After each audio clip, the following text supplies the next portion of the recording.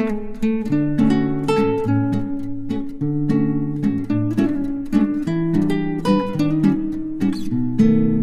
पुरानी किताबों की दुकान के दरवाजे पर खड़ा था। उसकी उंगलियां एक घिसी-पिटी किताब के किनारों को छू रही थी।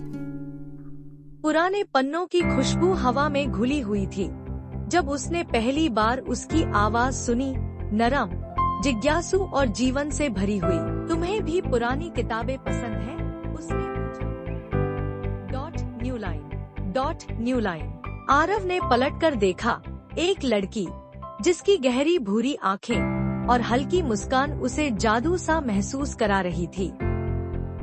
वह पीले रंग की ड्रेस पहने थी, जैसे कोई रोशनी की किरण हो। New line. हाँ, आरव ने जवाब दिया, यह सोचकर कि किसी अजनबी से इतनी आसानी से बातचीत कैसे शुरू हो गई। इनमें कुछ जादू सा होता है। New line. वह मुस्कुराई, मैं मीरा हूँ। उस दिन के बाद वह किताबों की दुकान उनकी मुलाकात की खास जगह बन गई।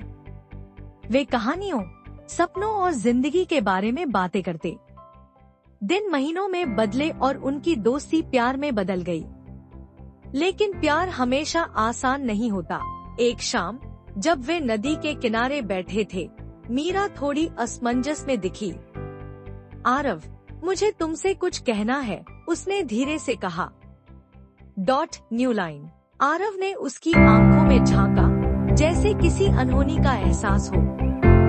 मैं अगले हफ्ते लंदन जा रही हूँ, पढ़ाई के लिए। यह मेरा सपना है। आरव का दिल धड़कना भूल गया, लेकिन उसने मुस्कान बनाए रखी। यह बहुत अच्छी बात है, मीरा।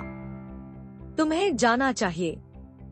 उन्होंने एक दूसरे से जुड़े रहने का वादा किया, लेकिन वक्त और दूरी ने उनके बीच खामोशी भर दी। धीरे धीरे संदेश कम होते गए और फिर एक दिन सब कुछ थम सा गया। साल बीत गए। आरव एक लेखक बन चुका था। उसकी पहली किताब उस लड़की की कहानी थी जो किताबों से प्यार करती थी। एक दिन वह अपनी किताब के साइनिंग इवेंट में था, जब अचानक एक जानी पहचानी आवाज आई, अब भी पुरानी किताबों में खोए रहते हो? New line. आरव ने ऊपर देखा। मीरा सामने खड़ी थी, हाथ में उसकी किताब लिए। उसकी आंखों में वही पुरानी गर्माहट थी। मैंने तुम्हारी कहानी पढ़ी, उसने मुस्कुराकर कहा, और मुझे एहसास हुआ मैं कभी तुम्हें भूल ही नहीं पाई।